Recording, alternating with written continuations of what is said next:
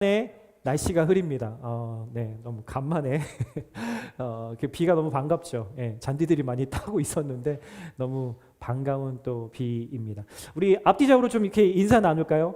사랑합니다, 축복합니다 이렇게 좀 말씀해 주세요. 우리 많은 분들에게 주변에 많은 분들 최대한 많은 분들에게 이렇게 인사 나눴으면 좋겠습니다. 할렐루야. 예. 여전히 부끄러워서 눈을 못 마주치는 분들이 눈에 띄어요. 그럴수록 얼굴에 가까이 대고 눈을 마주치면서 사랑한다고 고백해 주십시오.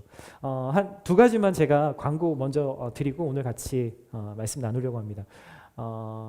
저희 교회 저 말고 또 다른 목사님이 계시잖아요, 그렇죠? 네, 우리 교육부를 섬기고 계셨던 우리 주성기 목사님이 7월 둘째 주까지 저희와 이제 함께 예배하시고 그 이후에 이제 학업을 마치셔서 이제 한국으로 돌아가세요. 그래서 네, 너무 아쉽죠. 네, 정말 되게 오랜 시간, 저보다도 더 오랜 시간 또 교회를 섬기고 이렇게 해주셨는데 오늘은 잠깐 휴가를 그 주목생 패밀리가 휴가를 가셨거든요. 그러니까 오늘은 인사 못 나누시겠지만 다음 주에 돌아오시면 또 인사 나누시고 또 함께 또 기도해 주시면은 좋겠습니다. 부산으로 가셔서 거기서 또 교회 사역을 또 섬기시게 될 예정입니다. 더불어서 저희가 지금 교육부를 섬겨주실 또 후임 목사님을 위해서 기도하고 있습니다. 여러분 계속 기도해 주시고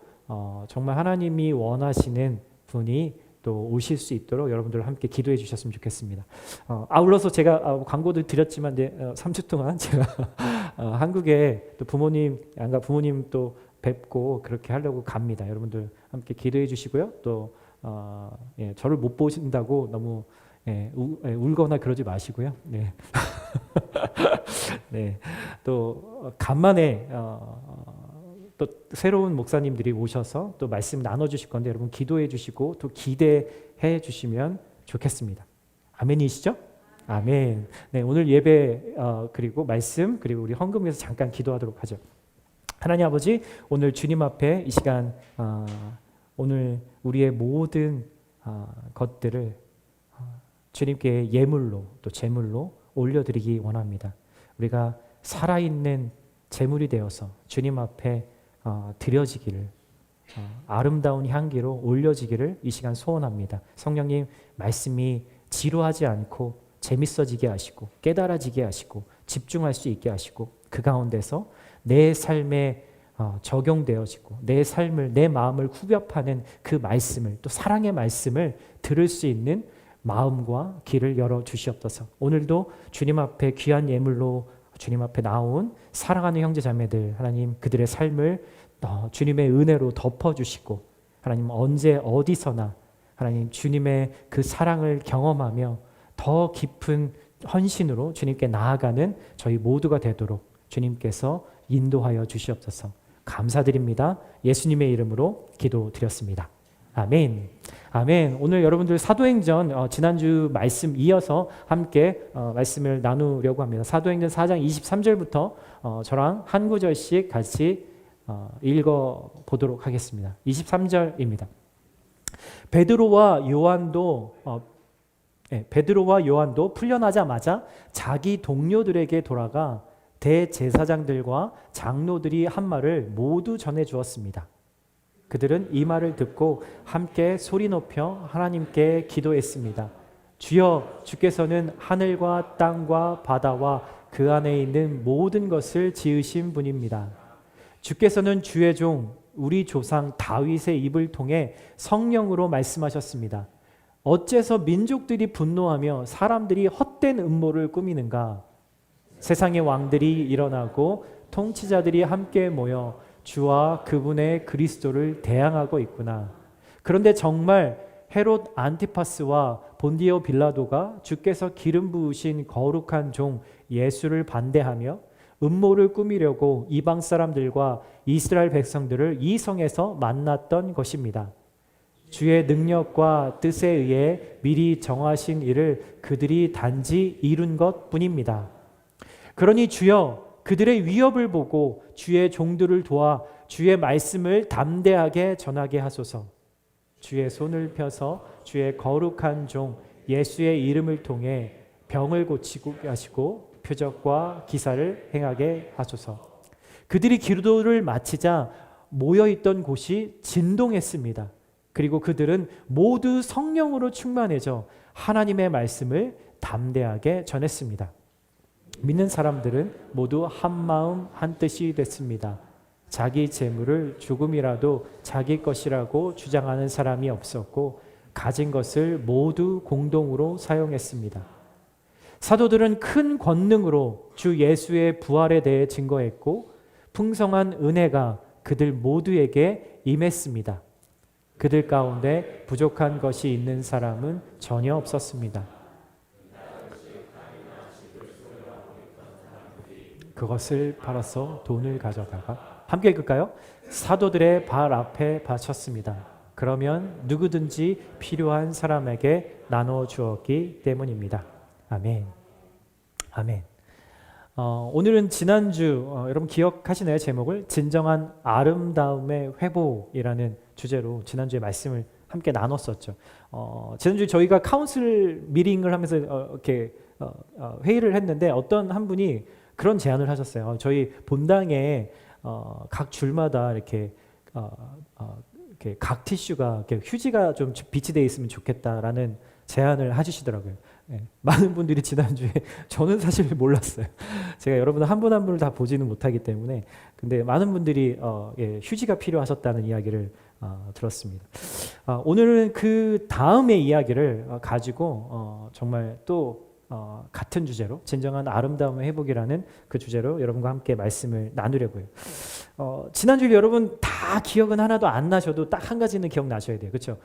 교회 역사에서 가장 길이 남을 만한 말씀을 베드로가 남겼죠. 그게 뭐였죠, 여러분? 네, 맞습니다. 틀리면 어떡할까 이런 걱정하지 마시고요. 일단은 얘기해 보는 거예요. 그렇죠? 그게 훌륭한 분입니다. 은과 금은 내게 없거니와 내게 있는 것으로 너에게 주노니 나사렛 예수 그리스도의 이름으로 일어나 걸으라 라는 거였어요. 은과 금은 없지만 내 안에 있는 예수 그리스도의 이름을 너에게 주겠다라고 말씀한 거였죠. 여러분 지난 한 주 여러분들의 삶은 무엇으로 여러분들 채우셨습니까? 여러분들의 한 주를 한번 돌이켜 보세요. 여러분들 그 한 주를 무엇으로 채우셨나요? 설교를 준비하다가 정말 우연히 보게 된 한 장의 사진을 통해서 지난주부터 우리가 묵상하고 있었던 주제, 성령에 이끌리면 사람들이 어떻게 되는가, 성령에 붙들린 교회는 과연 어떤 모습인가 라는 것을 이 사진 한 장이 정확하게 정리해 주는 것 같았어요. 이 사진이에요. 혹시 아는 분도 계시겠지만 이 사진에서 보는 것은 패럴림픽이라고 해서 이전엔 장애인 올림픽이라고 불렸었죠. 특별히 시각장애를 가진 사람들이 트랙, 그러니까 육상 경기를 하는 사진입니다. 그 방식에 눈이 떠져 있지 않기 때문에 볼 수가 없기 때문에 혼자서 저 육상을 트랙을 달릴 수가 없는 거죠. 눈으로 볼 수 없기 때문에 옆에서 누군가가 자신이 가야 할 방향을 알려주는 사람이 있는 거예요. 저 사람을 뭐라고 부르냐면 가이드 러너이라고 부르더라고요. 저 앞에 이렇게 있죠. 가이드라고 써여 있는 저 재킷을 입은 사람이 바로 그 사람입니다. 작은 줄을 잘 보시면 알겠지만 조그만한 한 0.5m 정도 되는 그 줄을 잡고 그 간격을 유지하면서 서로 달리도록 하는 것이 이 시각장애인이 장애인 올림픽에서 달리는 방법이라고 해요. 여러분 이 가이드가 해야 될 일들이 참 많을 것 같지 않으세요? 한번 어느 날 저 육상대회가 있는 날 딱 나타나서 우리 오늘 한번 뛰어볼까요? 라고 이렇게 한다고 해서 그게 되어질까요? 그렇지 않겠죠. 수많은 시간들 아마 저 모습처럼 어디에 서야 할지도 가이드가 가르쳐 줘야 되고요. 어떻게 저런 자세를 취해야 할지도 가이드가 다 일일이 알려주어야만 인도해 주어야만 가능한 일이죠. 하루 이틀 훈련으로는 불가능할 거예요. 많은 시간 부딪히고 깨지고 넘어지면서 눈으로 보지 않아도 정말 서로 신뢰할 수 있을 만큼의 팀워크가 되어졌을 때, 그럴 때 경기에 나갈 수 있는 상황이 되겠죠. 여러분 잘 기억하셔야 돼요. 이따가 우리 스몰 그룹 구역 나눔 1번 질문이 이거 관련이 있습니다. 여러분 잘 생각하셔 보시고요. 여러분 이렇게 완전히 가이드 러너에게 자신의 길을 맡겨야만 이 사람은 결승점까지 달릴 수 있다라는 거예요. 여러분 이것이 성령 받은 저와 여러분들이 매일매일을 살아가는 방식이 되어야 한다는 거죠. 매일 우리가 말씀을 먹고 말씀을 따라서 나를 인도하는 그 성령님의 인도, 그리고 그분의 음성을 듣는 것, 내 삶에서 무슨 일을 하기 원하시는지 성령님의 그 시선을 따라가는 삶, 바로 그것이 우리의 그리스도인의 삶인 것이죠. 여러분 이 맛을 본 사람은요 멈추지 못합니다. 가장 이 길이 자유한 길이고 가장 기쁨이 있는 길이라는 것을 우리의 머리가 아니라 우리의 가슴으로, 우리의 삶으로 경험했기 때문인 거예요. 여러분들은 이제 내일부터 다가올 이 한 주를 어떻게 사시겠어요? 무엇으로 다시 채우시겠어요? 이번 한 주 이렇게 성령님과 함께, 이 가이드 러너 되시는 성령님과 함께 뛰어가는 그 소망을, 그 꿈을 이번 한 주 꾸실 수 있게 되기를 예수님의 이름으로 축복합니다. 아멘. 오늘 이야기 계속해서 나눠보죠. 여러분 하나님께서 지난주에 베드로와 요한을 통해서 일으키고 회복시킨 한 사람이 있었어요. 이 장면을 직접 자신들의 눈으로 봤던 사람들은요, 그 주변에 사람들이 많았을 거 아니에요. 그것을 본 사람들은 이 말을 전하지 않을 수가 없었던 거죠. 순식간에 예루살렘에 이 소문이 다 퍼집니다. 기도하러 온 수많은 사람들 가운데 이 이야기들이 서로 구전으로 전해지게 된 거예요. 이 사람과 함께 예배하러 성전 안으로 들어갔던 이 베드로는 이 기적 때문에 사람들이 막 놀라면서 베드로를 아주 막 우러러 보면서 수많은 사람들이 그렇게 하는 것들을 보기 시작한 거죠. 그리고 베드로는 그 자리에서 복음을 전하기 시작합니다. 이렇게 이야기를 합니다. 여러분 왜 이 일을 놀랍게 생각합니까? 여러분은 왜 나를 주목하고 있습니까? 이 일은 내가 한 일이 절대로 아닙니다. 나는 여러분들과 똑같은 사람이에요. 능력이 없는 사람이라고요. 이 일은 여러분들이 십자가에서 죽인 하나님의 보내신 메시아 예수님이 하신 일이라고요. 그렇게 복음을 담대하게 선포하죠. 여러분 베드로의 이 성령의 충만한 설교를 듣고 사람들이 어떻게 됐냐고 이야기하냐면 마음에 찔림을 받았대요. 여러분 성령님이 통해서 하는 이 말씀과 간증은요, 사람들의 양심과 사람들의 눌려있던 그 마음들의 찔림을 주는 거죠. 베드로가 구약 성경을 풀었어요. 완전히 예수님의 관점으로 그 구약성을 풀어서 설명해 주죠. 예수님이 그래서 메시아라는 것을 증명하니까 이미 구약의 성경을 다 알고 있던 이 사람들이 전혀 노라고 부인하지 못하는 거예요. 그래서 5,000명이 넘는 사람들이 그날부로 이 베드로의 설교, 이 간증을 듣고 예수님을 믿게 되었다라고 성경이 증언하고 있는 거예요. 놀라운 사실이죠. 여러분 베드로와 요한은 이 설교를 마치자마자 이 두 사람은요 감옥에 갇히게 돼요. 어이가 없는 상황이죠. 오늘 우리가 읽지는 않았지만 이 상황들이 전개됩니다. 아무도 하지 못했던 일을 성령님께서 이 두 사람을 통해서 하셨는데 마치 죽은 사람 같은 인생을 생명 있는 인생으로 바꾸어 놓았을 뿐인데, 그리고 이 일을 가능케 하신 분이 바로 예수님이라고 그들이 보고 듣고 경험한 사실을 말했을 뿐인데 결과는 이 두 사람은 감옥에 갇히게 되었다는 거죠. 여러분 사도행전 오늘 2절에 보면 4장 2절에 보면 그 이유가 무엇인지에 대해서 설명합니다. 유대 종교 지도자들이 이들이 행한 기적도 그리고 이들이 했던 설교도 모두 다 싫어했기 때문이다라고 그렇게 이야기를 하죠. 그리고 나서 다음 날 하루 동안 이 감옥에 갇혀 있다가 그 다음 날 재판이 열립니다. 여러분, 예수님을 십자가에서 처형할 때와 비슷한 장면이 이루어지고 있는 거예요. 그때와 똑같이 대제사장, 율법학자, 바리새인의 리더들, 장로들 이렇게 71명이 모여서 산헤드린 공회의 재판이, 공식 재판이 열렸어요. 다만 예수님 때랑 다른 것은 뭐냐면, 예수님 때는 새벽에 정말 해가 동이 트기도 전에 그들이 그것을 일사천리로 자기네들끼리 원하는 대로 행하려고 그렇게 했지만, 이미 많은 사람들이 베드로와 요한이 행한 일들을 보았기 때문에 불법으로 재판을 할 수가 없었던 거예요.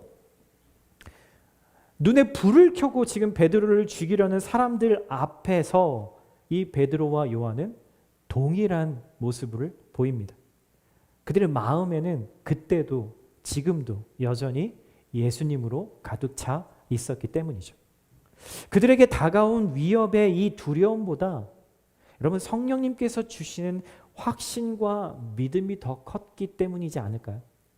여러분, 여러분들이 무언가를 할 때 내가 성령님께서 이끄셔서 원하셔서 말씀대로 무언가를 할 때 내가 불이익을 당하면 어떡하나라는 고민들을 혹시 하신다면 여러분, 주저하지 마세요. 반드시 주님께서 우리에게 그것을 감당할 만한 은혜를 주시니까요. 여러분, 그래서 산헤드린 이 공회 앞에서 베드로는 똑같이 그들에게 이야기, 설교합니다. 너희가 죽인 예수의 이름 밖에는 하나님이 우리에게 주신 구원이 없으니 너희도 예수 믿고 돌이켜라 라고 설교를 합니다. 여러분, 그 장면을 한번 떠올려 보세요. 71명의 유대교 지도자들 앞에서 누가 지금 뭐 하고 있어요? 베드로가 설교를 하고 있다고요. 여러분, 이 71명은 어떤 사람인가요? 성경의 전문가들이에요. 성경의 권위자들이에요. 박사학위를 한 3개쯤씩은 가지고 있을 만한 사람들이죠. 그리고 이 사람들은 매 주일마다 설교했던 설교의 달인들, 설교의 전문가들이었다라는 거예요. 그런데 이 베드로, 어부 출신이었던, 정말 얕게 보고 저 사람은 지식도 없고 그런 만한 능력이 안 되는 사람이라고 여겼던 이 베드로가 하나님의 말씀을 너무나 논리정연하게, 그리고 그들의 마음을 후벼파면서 설교를 했던 거예요. 그런데 이 말씀을 들으면서 그들의 마음에 싫었지만 틀리지 않은 거예요. 틀린 말이 없는 거예요. 오류를 찾지 못하겠는 거예요. 자신들이 틀렸다는 것을 누가 봐도 알 수 있게 말씀과 그리고 기적과 표적으로 증명했는데도, 그런데도 이들은 자신의 고집을 꺾지 않습니다. 40년이 넘은 영적인 안진뱅이였던 이 한 사람의 고집도 꺾었는데, 여러분, 이 유대 종교자 지도자들은 그들의 고집을 꺾지 않습니다. 여러분, 이게 저와 여러분들, 특히 죄인의 본성이고 모습인 거죠. 오늘 이 베드로를 성령님께서 그 일에 사용하신 거예요. 이들은 베드로와 요한을 계속 감옥에 가둬두거나 아니면 이 베드로를 처형하거나 그렇게 하고 싶었어요. 그런데 방법을 찾지 못하겠는 거예요. 왜냐하면 그 수많은 사람들의 시선과 여론이 두려웠거든요. 베드로를 지지하는 사람들의 그 눈빛과 열망과 환호를 보니까, 그 사람들의 눈치를 보니까 우리 마음대로 해서는 안 되겠구나, 큰일 나겠구나라는 생각이 든 거죠. 그래서 이들이 유일하게 할 수 있었던 것은, 성경이 그렇게 얘기합니다. 예수의 이름으로는 아무것도 가르치거나 행하지 말라라고 경고하고 그들을 놔줄 수밖에 없었던 것 같아요. 그리고 나서 이 두 사도는 풀려납니다. 만약에 저 같으면은 그래도 1박 2일 동안 그 감옥에 어떻게 될지 모르는 그 상황에서 있다가 풀려났으면 일 더 복잡해지지 않게 그냥 풀려주니까 다행이다라고 하고 빨리 집으로 돌아가고 싶었을 것 같아요. 그냥 대꾸하지 않고 뭐 토달지 않고 빨리 그냥 얼른 나오면 되잖아요. 그리고 내 할 일 하면 되는 거죠. 그런데 베드로는 그냥 조용히 돌아서지를 않습니다. 한 성격도 여기서 나오는 거죠. 그들이 꼭 들어야 할 말을 베드로가 그의 입술로 고백하고 그들의 마음을 찌르고 나오는 거죠. 어떻게 해요? 이렇게요. 한번 같이 읽어볼까요? 시작. 그러고 나서 그들은 베드로와 요한을 다시 불러들여 절대로 예수의 이름으로 말하거나 가르치지 말라고 명령했습니다. 그러나 베드로와 요한이 대답했습니다. 하나님의 말씀보다 당신들의 말에 순종하는 것이 하나님 보시기에 옳은지 스스로 판단해 보십시오. 우리는 보고 들은 것을 말하지 않을 수 없습니다. 여러분, 기독교의 역사상 교회의 역사상 중요한 또 길이 남을 말을 오늘 베드로가 두 번째로 합니다. 뭐냐면 사람의 말에 순종하는 것이 아니라 하나님께 순종해야 한다라는 우리가 너무나 잘 아는 말이죠. 여러분, 이 말을 어떻게 생각하세요? 여러분, 이 말씀을 어떻게 생각하세요? 여러분, 크리스천들에게 너무나 당연한 말이잖아요. 그렇죠? 너무나 당연한 말이에요. 그런데 여러분, 이 말이 우리의 삶에서도 진짜 당연하게 이루어지고 있나요? 여러분, 진짜로 이렇게 살고 계신가요? 그래서 너무 당연하지만 여러분, 그래서 내 스스로에게 매일매일 물어야 할 질문인 거예요. 나는 지금 하나님께 순종하고 있는가? 아니면 사람에게 순종하고 있는가? 사람에게 매여 있는가? 나는 사람에게 잘 보기 위해서 살고 있는가? 아니면 나의 이 깊은 내면의 동기까지도 보시는 하나님을 의식하면서 살고 있는가? 이 질문은 우리가 매일매일 우리 스스로에게 해야 될 질문이라는 거죠. 여러분, 잘 한번 생각해 보세요. 내가 사람에게 잘 보여서 내가 다른 사람들한테 책망받지 않고 비난받지 않으려고, 그리고 칭찬받고 인정받으려고 우리가 얼마나 많은 시간과 얼마나 많은 에너지를 쏟으면서 살고 있나요? 여러분, 많은 사람들이요, 이 순서를 바꿔도 상관없다고 생각하는 경우들이 많아요. 그냥 사람에게 순종하고 나중에 하나님께도 순종하면 되지 뭐 라고 생각할 때가 있죠. 여러분, 그런데요, 하나님께 먼저 순종하지 않거든요, 하나님을 먼저 가장 사랑하지 않거든요, 결코 다른 사람을 사랑할 수도, 다른 사람을 용납할 수도 없다는 것이 바로 성경이 말하는 진리입니다. 여러분, 여기서 헷갈리시면 안 돼요. 여기에서 타협하시면 안 돼요. 사도행전의 이야기들을 앞으로 우리가 계속 묵상해 볼 건데, 그 계속 묵상하다 보면요, 여러분들의 마음이 엄청 뜨거워질 때가 있을 거예요. 와, 진짜 이런 일이 일어날 수 있구나. 나도 그렇게 되고 싶다. 그런데 동시에요, 우리의 마음의 한켠에 어떤 생각이 나냐면 좌절이 생기기도 합니다. 왜 그럴까요? 이런 생각이죠. 저 성령 받은 사람들 나랑 너무나 다른 거 아니야? 저 사람들과 나는 너무나 차이가 나는데? 이렇게 우리의 마음이 불편해서 좌절할 때가 있는 거죠. 여러분, 우리는요, 베드로와 요한이 이 죽음의 위협 앞에서도 담대하게 복음을 전하는 이 모습에서 우리는 무슨 교훈을 얻으려고 하나요? 보통은 그렇죠. 나도 그 사람처럼, 이들처럼 되어야 한다라는 생각을 해요. 내가 복음을 전하면 5,000명까지는 아니어도 5명은 돌아와야 되고, 정말 내가 정말 하나님의 마음으로 뭔가 예수님의 이름으로 이렇게 되라라고 얘기하면 진짜 그런 일들이 일어나야 된다라고 우리는 생각하죠.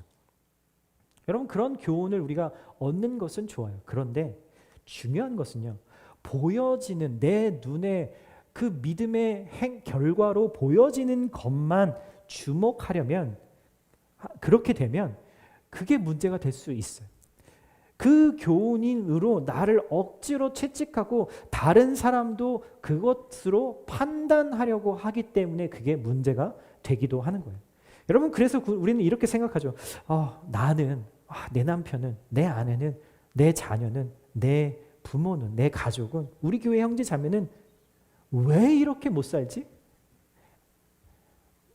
베드로는 이렇게 사는데, 초대교회 사람들은 이렇게 사는데 왜 나는 이렇게 못 살지? 라는 질문과 라는 판단, 그런 걸 하게 되죠. 믿음의 결과를 보면서 나를 판단하고 누군가를 판단하는 재료로 쓰기도 한다라는 거예요. 10년, 20년, 30년 신앙생활 했는데 왜 난 저렇게 살지 못할까? 이러한 고민을 하는 거죠. 어떤 신학교 교수님이 계셨어요. 학생들이 그 교수님한테 상담을 하러 가면 한참 상담의 이야기를, 문제 이야기를 들으시다가 늘 그분이 던지시는 질문이 있다고 해요. 그 질문이 뭐였냐면, 자네 하루에 기도를 몇 시간이나 하나? 라는 이야기예요.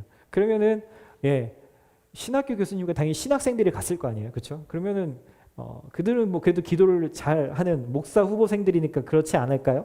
아마 이런 얘기했을까요? 한 시간 합니다. 제가 한두 시간 합니다.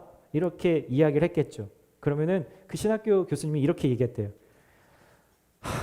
하루에 3시간도 기도하지 않으면서 나한테 상담 받으러 오지 마세요. 뭐 한 가지 예를 들어 본 겁니다.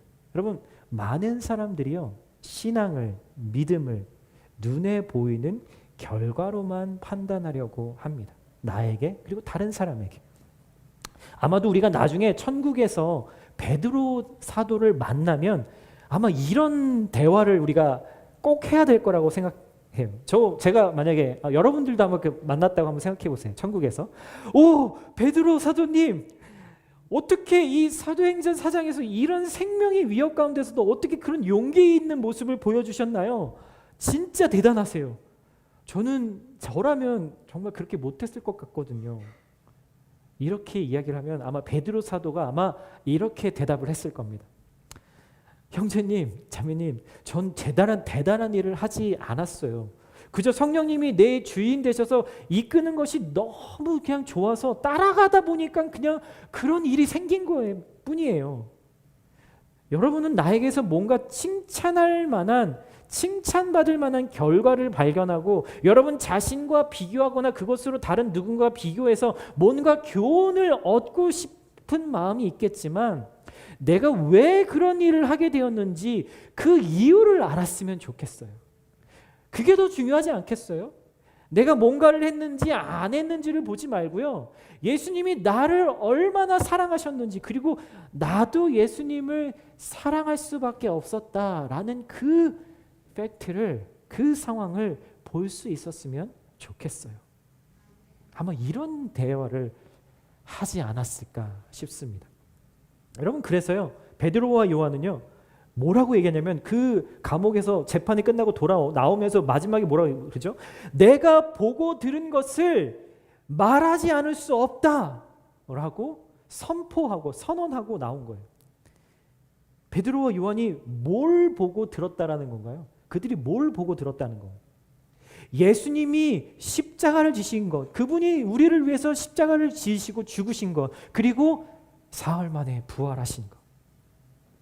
여러분, 그저 나와 상관없는 예수님이 하신 그런 일들이 아니라, 그냥 단순히 성경책에만 나오는 그런 이야기가 아니라, 그 사건이 바로 나의 사건이 돼서 나의 영혼에게 일어난 십자가 사건, 부활 사건이라는 것이죠. 그게 바로 베드로가 보고 들은 것, 베드로가 보고 경험한 것이라고 말한 거예요.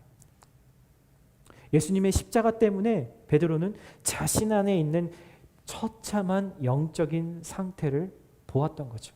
자신의 밑바닥을 보고 나니까 오직 주님의 은혜밖에는 이 구렁텅이에서 나를 건질 분이 없다는 그 사실을 인정하게 되었던 거예요.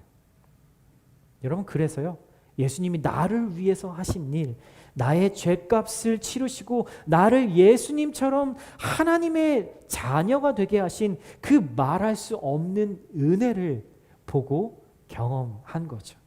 그리고 다시 살아나신 그 예수님 때문에 하나님의 나라가 내 삶의 이제 이유가 된 거예요. 이 땅에 더 이상 매여서 살 이유가 없어진 거죠.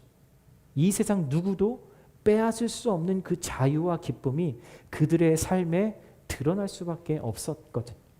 그 삶을 본 사람들이 그런 거예요. 나도 저렇게 살고 싶다. 나도 저렇게 되고 싶다. 라는 열망과 소망과 부러움을 가지게 된 것이죠. 여러분, 그래서 우리가 매일매일 예수님을 경험해야 하는 거예요. 매일매일 우리가 하나님의 말씀을 먹고 내 삶을 구체적으로 인도하시는 성령님을 경험해야 하는 이유인 거죠. 누군가에게 좋은 모습, 나아진 모습, 모범이 되는 모습, 이그젬플이 되는 모습, 누군가에게 내가 칭찬이 되는 모습을 보여주기 위해서가 아니라 매일매일 성령님을 따라서 살다 보면 우리의 입술에 그런 말이 자주 나와요. 미안하다, 고맙다, 괜찮다, 사랑한다, 기꺼이 내 거 주겠다, 내가 돕겠다, 이렇게 말할 줄 아는 삶의 작은 변화들이 우리에게 생겨지고, 그리고 그런 나를 보는 사람들이 그 예수님이 궁금해지는 것, 이게 바로 성령을 따라 사는 삶인 것입니다. 저는 여러분들의 삶이 매일매일 이런 예수님으로 가득 차는 삶이 되시기를 축복합니다. 제가 지난주에요, 이렇게 우연히 그냥 제 아내랑 산책을 하다가 저희 양 옆집, 양 왼쪽 오른쪽 그 이웃이 있는데 그 이웃분들이 정말 좋은 분들이세요. 근데 정말 좋으신 분들이고 백인 분들이신데 집에 산책을 마치고 집에 들어오다가 왼쪽 집에 그 주인분을 만났어요. 근데 그냥 이렇게 또 막 이렇게 가까이 가서 또 뭐 얘기하고 뭐 이렇게 하기가 좀 그래서 그냥 멀리서 인사만 하고 이제 들어가려고 그러는데 그분이 저희에게 다가오시는 거예요. 그래서 무슨 일인가 하고 이제 얘기를 하는데 저희가 묻지도 않았는데 자기가 요즘 되게 어려운 일이 있다는 이야기를 하시는 거예요. 그러면서 2주 전에 자기 아내가 이렇게 수술을 하고 또 부모님이 작년에 두 분이 돌아가시고 또 가족들이 되게 파이낸셜리 어려움을 경험하고 뭐 그분은 카톨릭 신자신데 저한테 그런 이야기를 이렇게 막 얘기를 하시면서 저한테 기도를 해달라고 그러시는 거예요. 예, 여러분 너무 당연하지 않아요? 제가 그래도 명색이 목사인데 기도를 누군가 부탁하는 일이 당연할 수 있는데 그 상황이 너무 되게 놀라운 거예요. 저는 아니 저분이 왜 나한테 정말 평상시 같지 않게 오늘 왜 나에게 오셔서 기도를 부탁하시는가? 그러면서 내가 너에게 기도를 부탁하는데 나도 너를 위해서 기도해 줄게, 그렇게 이야기를 하시더라고요. 그래서 그날 그 잔디에서 3명이 서서 함께 같이 기도했습니다. 성령님께서 그런 마음을 주시는 거예요. 정말 이 분이 정말 하나님을 향해서 갈급한 마음이 있으시구나, 정말 하나님을 경험하고 싶은 그런 갈망들이 이분 가운데 있구나라는 생각들을 하면서 제가 꼭 우리 더그 아저씨를 위해서 기도하겠다고. 그래서 아까 우리 세 번째 기도 제목에 우리의 이웃, 친구들을 위해서 기도하라고 할 때 저는 그분이 생각이 났어요. 그래서 우리 왼쪽에 있는 이웃집, 오른쪽에 계시는 이웃집을 위해서 기도했습니다. 여러분 이렇게 성령님께서 이끄시는 삶은요, 우리 교회 안에서만 일어나지 않아요. 우리의 교회 형제 자매들 안에서만 일어나는 일이 아니에요. 우리의 그냥 내추럴 라이프, 우리의 그냥 매일의 데일리 라이프에서 일어날 수 있는 일이라는 것이죠. 여러분 베드로와 요한이요 감옥에서 풀려납니다. 자, 이제 세워진 지 얼마 되지도 않은 교회에 어떤 일이 찾아온 거예요 지금? 여러분 잘 생각하셔야 돼요. 예, 정신줄 놓으시면 안 돼요. 지금 교회에 큰 위기가 찾아온 거예요. 여러분 베드로와 요한이 풀려났다고 다 된 게 아니잖아요. 이제 이 유대 종교적 리더들이 이 교회를 감시하고 눈에 불을 켜고 저들이 뭘 잘못하나, 뭘 잘못해서 저들을 붙잡아서 감옥에 가둬두나라고 하기 시작했다라는 거예요. 근데 이 베드로와 요한이 감옥에서 풀려나자마자 어떻게 됐죠? 여러분 집으로 돌아갔나요? 가서 옷 갈아입고 한숨 자고 좀 마음을 진정시키고 이랬나요?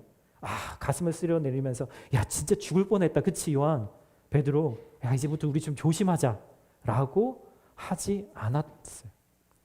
이들은 감옥에서 나오자마자 어디로 직행했냐면 교회로 직행합니다. 교회에는 베드로와 요한을 걱정해서 모든 형제 자매들이 다 모여 있었어요. 이 두 사람은 어제부터 있었던 그들에게 일어났던 모든 이야기를 교회의 형제 자매들에게 다 상세하게 간증하고 나누었어요. 그리고 그들의 나눔을 들은 모든 교회의 형제 자매들이 어떻게 했나요? 24절에 이렇게 얘기합니다. 함께 같이 읽어볼까요? 시작. 그들은 이 말을 듣고 함께 소리 높여 하나님께 기도했습니다.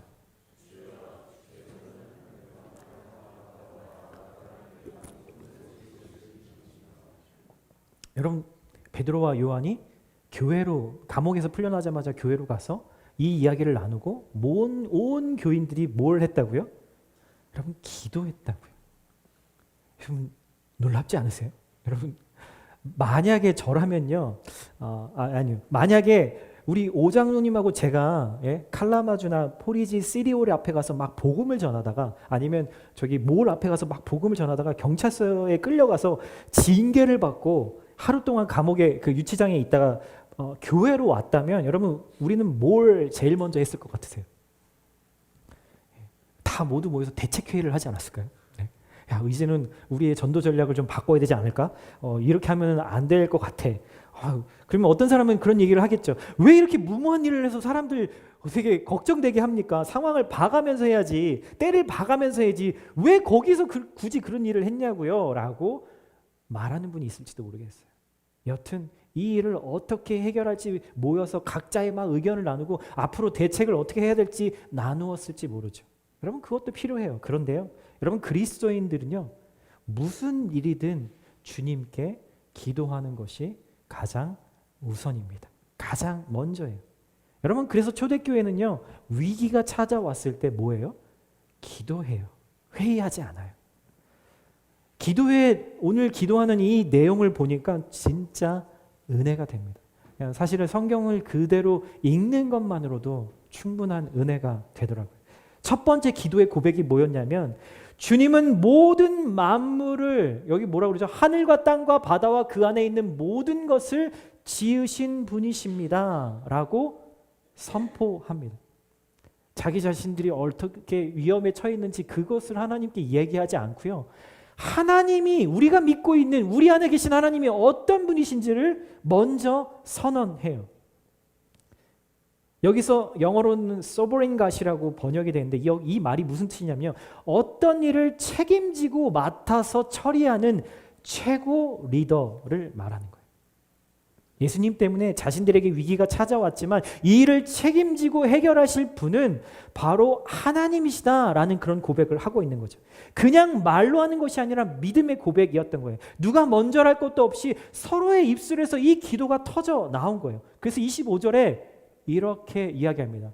주께서는 주의 종, 기도해내요. 주께서는 주의 종, 우리 종 조상 다윗의 입을 통해서 성령님으로 말씀하셨습니다. 어째서 민족들이 분노하며 사람들이 헛된 음모를 꾸미는가?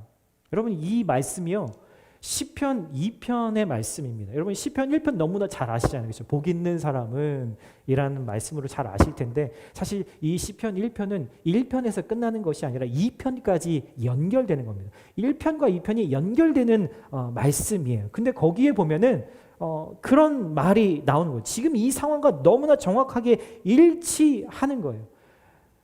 예수 그리스도를 부인하기 위해서, 예수 그리스도를 믿는 사람들을 핍박하기 위해서 모든 이 세상의 리더들과 왕과 지도자들이 다 한 마음을 품고 있다, 헛된 음모를 꾸미고 있다라고 그렇게 이야기를 하는 거죠. 저희가 저희 교회에서 칼라마주 하나님께서 BTS라는 성경 공부 모임을 합니다. 거기에서 그 모임을 할 때마다 우리가 성경 한 구절씩을 매주 암송하도록 권면해요. 네, 권면. 제가 이렇게 안 해오시면 막 이렇게 맴매하거나 그러지는 않아요. 근데 권면하죠.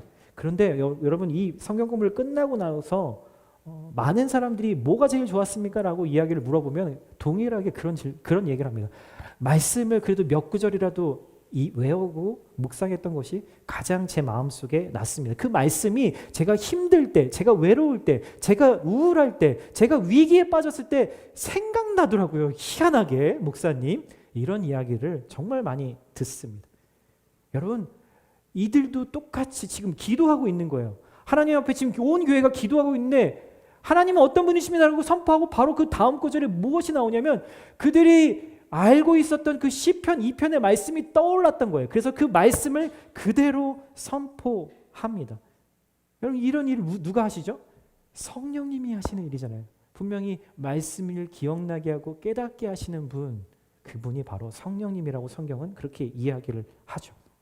여러분, 그러니까 어떻게 해야 될까요? 여러분, 우리 안에 말씀의 리소스가 많이 있어야 하나님이 필요할 때마다, 성령님 필요할 때마다 그 말씀을 이렇게 끄집어내서 말씀으로 우리에게 주실 거 아니에요. 그렇죠? 근데 우리 안에 말씀이 리소스가 없으면 꺼내서 쓰실 것들이 별로 없는 거예요. 물론 다른 방법으로도 하나님은 또 초신자에게도 그런 일들을 하시지만, 하나님이 원하시는 그 말씀을 깨닫게 해주시지만, 중요한 것은 우리 안에 있는 말씀을 통해서 성령님 우리를 인도하신다라는 것이죠. 여러분, 여러분들의 기도 생활은 어떠세요? 매번 기도 제목의 리스트를 가지고 주님 앞에 가서 하나씩 말씀드리는, 하나님 잘 들으세요, 제가 이렇게 정리했으니까 이렇게 아시죠? 라고 하는 기도를 혹시 하고 계시지는 않으세요? 아마 그것도 하나님 앞에는, 만약에 이제 신앙을 시작하는 사람이라면 기뻐하실 거예요. 왜요? 아장아장 걷던 아이가 이제 엄마 아빠라는 말을 하기 시작하면 부모가 너무너무 기뻐서 뭐든지 다 해주고 싶은 마음이 들거든요. 그런데요, 10살이 되고 20살이 됐는데도 아직도 엄마 아빠라고만 한다면, 우리의 기도가 내가 원하는 기도 제목의 리스트로만 올려져 있다면 그것은 부모의 근심거리가 될 수밖에 없다라는 거죠. 여러분, 지금 초대교회 공동체는 기도하면서 말씀을 기억하고 그렇게 말씀을 선포하며 기도합니다. 그것이 가장 아름답고 정말 기름 부으심 있는 기도예요. 여기 시편 1편과 2편의 주제가 뭐냐면요, 결국 복 있는 사람은 하나님이 보내신 예수 그리스도를 믿고 그분께 자신의 삶을 맡긴 사람이 복 있다라고 이야기하고 있는 거예요. 여러분, 오늘 돌아가셔서 시편 2편의 말씀을 꼭 한번 읽어보세요. 지금 베드로와 요한이 복음을 전했다는 이유로 그들이 핍박을 당했거든요. 하나님의 말씀 그대로 이루어진 거예요. 말씀이 하나도 땅에 떨어지지 않고 틀림없이 이루어진 거죠. 여러분, 이렇게 교회는요, 함께 기도하면서 어려움을 어려움으로 느끼지 못했다라는 거예요. 함께 기도하니까 오히려 더 살아났어요. 문제에만 붙들려 있지 않았어요. 기도는 늘 내가 아니라 하나님을 보게 하기 때문이에요. 기도는 언제나 하나님을 더욱더 신뢰하게 만들기 때문이에요. 그래서 여러분, 저는 여러분들의 구역 모임, 여러분들의 스몰 그룹, 여러분들의 가정 안에서 서로를 위해서 늘 기회가 될 때마다 함께 기도하는 일이 정말 여러분들에게 즐거움이 되기를 예수님의 이름으로 축복합니다. 모여서 회의하고, 모여서 다른 사람 이야기하지 말고, 모이면 함께 기도 제목을 나누고, 모이면 함께 우리 주님이 우리 교회에 무슨 기도를 하기 원하시는지 함께 나누고 기도하는 것, 그게 바로, 그 단순함이 바로 하나님의 공동체가 아름다워지는 비결이라는 것이죠. 오늘 본문의 32절부터 35절에 이렇게 기도를 한 다음에 그 교회 공동체가 어떻게 되었는지를 이야기합니다. 한번 제가 읽어볼게요. 믿는 사람들은 모두 한 마음 한 뜻이 됐습니다. 이 기도를 한 다음에 있는 곳이 진동을 하고 그들의 삶에 이런 변화가 있었다는 거예요. 자기 재물을 조금이라도 자기 것이라고 주장하는 사람이 없었고, 가진 것을 모두 공동으로 사용했습니다. 사도들은 큰 권능으로 주 예수의 부활에 대해 증거했고, 풍성한 은혜가 그들 모두에게 임했습니다. 그들 가운데 부족한 것이 있는 사람은 전혀 없었습니다. 이따금씩 땅이나 집을 소유하고 있던 사람들이 그것을 팔아서 돈을 가져다가 사도들의 발 앞에 바쳤습니다. 그러면 누구든 필요한 사람에게 나누어 주었기 때문입니다. 여러분, 교회가 세워지고요, 교회가 복음으로 생명을 살리는 일에 나서니까 그들 안에 놀라운 변화가 생겨났습니다. 여러분, 이 당시 사회가 지금과 달랐다라는 것을 여러분이 잊으시면 안 돼요. 여러분, 그 당시에 2000년 전에는 우리가 살는 지금 이 세상과는 달라요. 당시에는 주인이 있었고요, 종이 있었어요. 남자가 있었고 여자가 있었어요. 노예가 있었고 자유인이 있었던, 그런 구분이 있었던, 철저한 구분이 있었던 시절이었어요. 여러분, 인류의 역사를, 세계사를 공부하다 보면요, 이 큰 흐름의 변화들이 일어나기 시작합니다. 무엇이냐면, 교회가 세워지기 전과 교회가 세워진 이후의 사람으로 나누어 볼 수 있다는 거예요. 왜냐하면요, 그 당시에 그 사회에 그런 것들이 만연했던 상황에서 어떤 여자도 어떤 종도 어떤 노예도 자신의 삶을 자유롭게 살지 못했는데 교회 안에서는 그러한 삶을 살기 시작했다라는 거예요. 여러분 기억하세요? 역사를 공부하신 분이라면 교회가 생기고 노예 제도가 사라지기 시작하면 그것을 없애려고 애를 쓰기 시작하죠. 여러분 여성이 한 명의 인격으로 남성과 동일한 인격으로 동등한 대우를 받기 시작한 것은 지금으로부터 100년이 채 되지 않지만 여러분 이 첫 시작은 바로 교회에서부터 일어나기 시작했다는 거예요. 여러분 32절에 믿는 모든 사람들이 서로 구분하지 않고 하나가 되었대요. 모든 사람이 하나가 되었다라고 이야기를 하는 거죠. 예수님으로 가득 차니까 서로를 이해하고 용납하고 사랑하게 된 거예요. 안진뱅이가 일어나게 된 것보다 더 놀라운 기적이 일어난 거예요. 여러분 그 중에 하나가 바로 돈이었어요. 돈. 누군가가 돈 때문에 누군가를 죽였다라는 뉴스는요, 이제 더 이상 사람들이 놀라는 기사거리가 되지 못하는 세상입니다. 그때나 지금이나 인간은 하나님보다 돈을 더 중요하게 따르죠. 어떻게 해서 이들이 자신의 것을 가지고 서로 부족한 사람들과 함께 나눌 수 있었을까요? 여러분 어떻게 이런 일들이 가능할 수 있었을까요? 과연 그 일이 가능했을까요? 지금은 가능할까요? 나도 그럴 수 있을까요? 더 이상 내가 내 삶의 주인이 아니니 내 것이라는 개념이 사라지기 시작한 거예요. 나가 아니라 우리를 보게 된 것이죠. 여러분 100년 전에 지금으로부터 100년 전에 이것을 본따서 뭐가 생겨났죠? 공산주의, 커뮤니즘이 생겨났습니다. 모든 것을 모아서 필요에 따라서 나눠 쓰는 것이죠. 여러분 그러나 이 공산주의는요 하나님의 교회를 흉내냈지만 하나님의 자리에 사람이 앉아 있으니까 결국 100년을 1세기를 버티지 못하고 끝나버립니다. 여러분 우리는 태어날 때부터 걷지 못하는 한 인생의 아름다운 변화를 지난주에 목격했어요. 그리고 오늘 이 변화된 인생들이 하나하나 모여서 교회를 이루자 이젠 그 공동체가 아름다움으로 변화되는 것을 목격하게 되는 거예요. 그리고 우리가 다 아는 것처럼 초대교회는 결국 세상의 대표라고 말할 수 있는 그 당시의 로마를 뒤집어 엎습니다. 변화시킵니다. 이것이 성령이 임하신 교회의 참 모습이고 참 능력입니다. 그들은 금과 음은 없었고 오직 예수 그리스도의 이름 때문에 그리고 그들의 사랑 때문에 그 로마를 뒤집어 엎게 되는 거죠.